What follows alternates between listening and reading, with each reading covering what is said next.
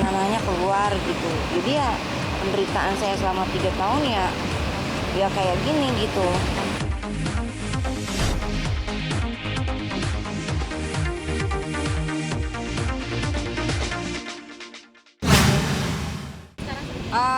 Perkembangannya masih dalam tahap pemulihan karena kemarin kan Rensi lupa, mestinya dia nggak boleh gosok gigi sama dokternya.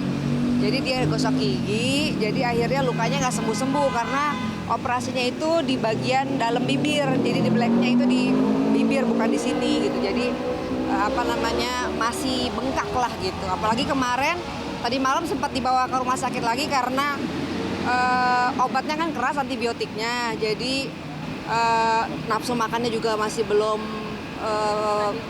baik. Akhirnya dia sesak napas tadi malam gitu.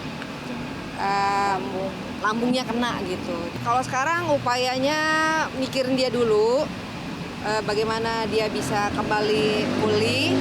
Sebenarnya ini yang dioperasi baru bagian dagu aja ya, dibuang permasalahan yang kemarin. Benda asing apakah itu lagi diperiksa ke lab, itu cairan apa, karena kalau cairan filler sebenarnya nggak begini ya, ini kan mengeras kayak batu gitu kan. Nah nanti setelah dagu ini selesai baru ke tahap operasi berikutnya, yaitu di bagian bibir, karena yang disuntikin ini bibir sama dagunya itu sama jenisnya gitu. Awal mulanya biasalah kalau artis-artis itu kan di-endorse ya, akhirnya dia diajak sama temen-temennya gitu kan, di-endorse, yang dia pilih endorse-nya itu filler, karena buat Rensi mungkin filler itu tidak terlalu berbahaya kan. Filler itu cairan yang disuntikan akan hilang 3, 6, sampai 1 tahun karena sifatnya tidak permanen. Dokter juga bingung, ini tidak pernah ada kasus filler ini bermasalah. Ini pasti yang disuntikan sesuatu benda asing yang kita lagi cek ininya apa gitu. Ya, awalnya dari situ gitu kan. Kemudian 1 tahun pertama itu tidak mengalami apa-apa. 1 tahun itu biasa aja, cuma semakin mengeras. Aku suka pegang, loh kok ini filler biasanya udah habis, kok ini kayak batu. Nah itu setelah 1 tahun. Jadi sebenarnya Rensi ini udah keempat kalinya kambuh. Yang pertama, kedua, yang ketiga itu dia cuma menggunakan antibiotik kempes gitu ya. Terus kambuh lagi, kempes. Aku bilang udah langsung ke kliniknya aja gitu. Dia nggak mau karena merasa udah nggak yakin dan nggak percaya lagi gitu. Udah biar diselesain dulu. Pokoknya dia berkali-kali diajak ke sana. Aku bilang ke sana aja biar tanggung jawab. Dia nggak pernah mau. Nah terakhir waktu kita liburan semua rame-rame di puncak, itu dia menggigil dan panas tinggi gitu kan. Terus saya lihat mukanya itu udah bengkak, dagunya itu panjang kayak apa ya, panjang lah gitu kan. Terus udah mulutnya juga udah menyon-menyon.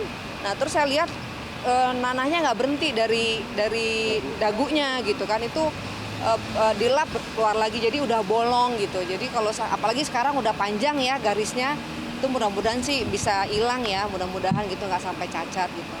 Traumanya yang trauma karena kegagalan ini, karena saya merasa filler itu tidak berbahaya gitu. Ya traumanya kan secara psikisnya aku jadinya lebih nggak percaya diri sama diri sendiri, malu setiap keluar harus Pakai masker terus ditadain sama ini tisu, biarin apa tuh nanahnya keluar gitu. Jadi ya penderitaan saya selama 3 tahun ya kayak gini gitu. Kalau operasi alhamdulillah, karena benda asingnya itu kan sebesar gini ya, yang ada di sini udah dikeluarin. Tapi dokter bilang kan itu akan dicek lab dulu, mudah-mudahan nggak berbahaya. Karena kalau itu nggak dikeluarkan akan begitu terus, kamu infeksi tulang juga. Infeksi lagi, minum obat kan bahaya, keseringan minum obat antibiotik ya kan. Nah udah, jadi memang seharusnya itu dibuang. Namun waktu dokter cek kemarin nggak sampai ke tulang. Kalau sampai ke tulang itu bahaya, dan ini kalau nggak dikeluarin bisa bolong dan bisa jadi kanker kalau nggak dikeluarin. Awalnya kan saya telepon dia, nggak direspon, saya WA nggak direspon. Akhirnya aku bilang nih orang nggak punya itikat baik ya, gini nih kakak saya lagi menderita ini gitu kan. Maksud saya minta tanggung jawabnya.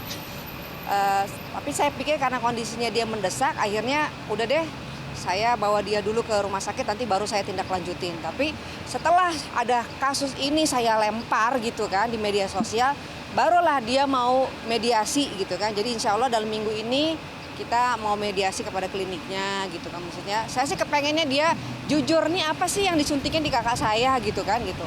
Kok bisa maunya filler tapi disuntiknya lain gitu. Terus tanggung jawabnya seperti apa sih gitu loh. Saya kan juga nggak kepengen ini terjadi kepada yang lain ya. Ini buat kami ini adalah kakak saya ini menjadi pelajaran yang berharga untuk teman-teman khususnya wanita yang ingin cantik, yang ingin melakukan perawatan, tapi harus tahu benar apalagi ini masuk ke dalam tubuh kita ya gitu. Jadi harus banyak tanya dan harus sebenarnya juga itu referensi juga ya. Bingung juga gitu ya. Sebenarnya juga direferensi katanya bagus gitu. Jadi ya biasalah dia kan pemain sinetron ya kan yang dijual muka. Jadi ya dia tuh kepengennya cantik lah gitu. Tapi dia melakukan filler karena dia pilih filler karena memang katanya itu tidak berbahaya gitu. Ini aja dia bilang ya ampun gue baru sekali seumur hidup pakai filler apes katanya. Ya lebih sekarang nanti karena prosesnya panjang, kita mau selidikin dulu apakah yang mengerjakan saya itu dokter, apakah ada izinnya, itu banyak banget. Semua manusia banyak kegagalan, yang pintar aja bisa jadi bodoh, itu banyak banget. Yang profesor juga bisa salah. Jadi saya tidak menyesali nama perjalanan hidup, pasti ada aja kegagalan yang mungkin ini terjadi sama diri saya gitu aja. Banyak banget itu nanti biar pengacara aku aja yang ngomong nanti next time kalau udah waktunya kerugian apa yang saya alami. Secara psikis itu benar-benar saya down banget. Saya nggak bisa kerja, saya nggak bisa syuting. Setiap ada tawaran stripping saya tolak karena saya dagunya nggak nyaman. Kalau saya secara pribadi saya inginnya klinik ini kan dibuka untuk umum, jangan sampai merugikan orang lain gitu loh.